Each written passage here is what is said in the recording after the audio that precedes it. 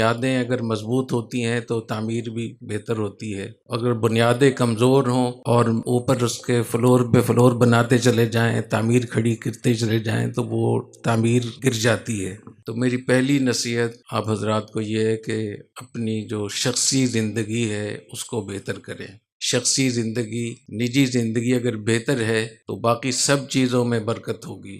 آج کل جس طریقے سے سوشل میڈیا پہ لوگ مصروف رہتے ہیں، اپنی شہرت، نام و نمود اور اپنے پیجز کو آگے بڑھانا، اور پھر جس طریقے سے کوشش ہوتی ہے کہ ہماری شیئرنگ بڑھے، ریٹنگ بڑھے، ویوز زیادہ زیادہ ہوں، زیادہ زیادہ لوگ ہمیں کمنٹس میں شاباش دیں، یہ ساری وہ تعمیر ہے جو ہم کھڑی کر رہے ہیں، لیکن بنیاد اگر اس کی کمزور ہے تو یہ تعمیر دھڑام سے گر جائے گی. اور بنیاد کیسے بہتر ہوگی؟ وہ یہ کہ آپ اپنے آپ کو بہتر کریں، اپنی جو شخصی زندگی ہے اس کے اندر دیانتداری، تقوی، ان چیزوں کو لے کر آئیں، اور اس کے لیے 4 باتوں کا خاص طور پہ اہتمام کریں. نمبر 1، نماز با جماعت کا اہتمام کریں.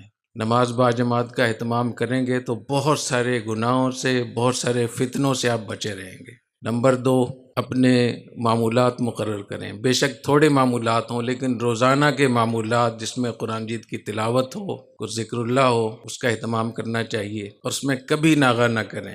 حضرت ڈاکٹر عبداللہ صاحب رحمۃ اللہ علیہ کا میں قصہ سنایا کرتا ہوں کہ انہوں نے فرمایا کہ حضرت تھانوی رحمۃ اللہ تعالیٰ سے جب سے میں بیعت ہوا اس کے بعد سے زندگی میں کبھی بھی معمولات کا ناغہ نہیں ہوا، اور یہ فرمایا کرتے تھے کہ معمولات تھوڑے رکھیں لیکن ان کا ناغہ نہ کریں. تو میں آپ سے خاص طور پہ نصیحت کرتا ہوں کہ قرآن مجید کی تلاوت اور درود شریف، استغفار جو بھی آپ کر سکیں، 1 تسبیح پڑھیں، 2 تسبیح پڑھیں، اس کا کبھی ناغہ نہ ہونے دیں. نمبر 3، اذکار الیوم واللیلہ، جو قرآن حدیث میں آپ لوگوں نے مختصر دعائیں پڑھی ہیں کہ سونے کی یہ دعا ہے، بیدار ہونے کی دعا ہے، گھر سے نکلنے کی، گھر میں داخل ہونے کی، صبح شام کی دعائیں، بہت مختصر جملے ہوتے ہیں لیکن اتنی زبردست دعائیں ہیں اور اتنے مختصر کلمات ہیں کہ آپ بغیر کسی مصروفیت کے، بغیر اس کے لیے وقت نکالے آپ ان کو ادا کر سکتے ہیں. اور آپ میری طرف سے یہ اب یاد رکھیے گا کہ جب آپ اس کی پابندی کریں گے آپ کو زندگی کا لطف ملے گا انشاءاللہ تعالی.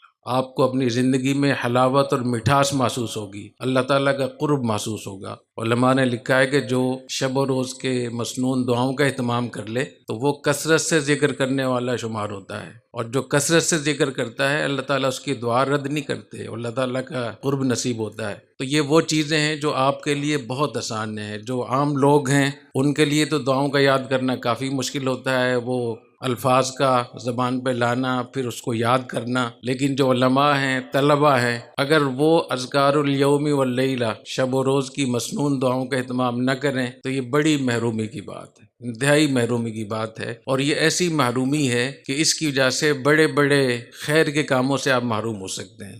تو میں آپ سے یہ چاہوں گا کہ آپ مجھ سے یہ وعدہ کریں کہ اذکار الیوم واللیلہ کا اہتمام کریں گے.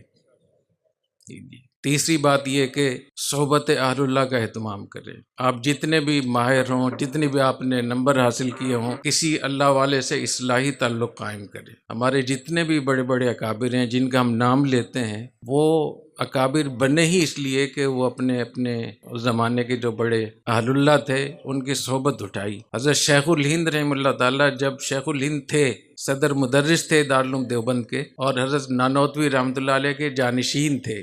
وہ حضرت گنگوہی سے جا کر بیعت ہوئے اور ہر جمعرات کو دیوبند سے گنگو پیدل جاتے تھے. کتنا سفر ہے؟ 44 کلومیٹر تو اس کا سفر ہے سڑک کا. تو جب آپ براہ راست جاتے ہوں گے تو ہو سکتا ہے 30 کلومیٹر سفر کرتے ہوں. تو ہر جمعرات کو اسباق پڑھا کر پیدل گنگو جانا، اور جمعے کے دن وہاں سے فجر کے بعد پھر واپس آنا، اور جمعے کی نماز دیوبند میں آ کر پڑھتے تھے. تو شیخ الہند کو بھی ضرورت ہے، حضرت تھانوی کو بھی ضرورت ہے، حضرت نانوتوی کو بھی ضرورت ہے. تو آپ ان سے بڑے تو نہیں ہیں، تو اپنا اصلاحی تعلق ضرور کسی نہ کسی اللہ والے سے قائم کریں. تو ان 4 باتوں کا میں آپ سے امید رکھتا ہوں کہ آپ اس کا اہتمام کریں گے.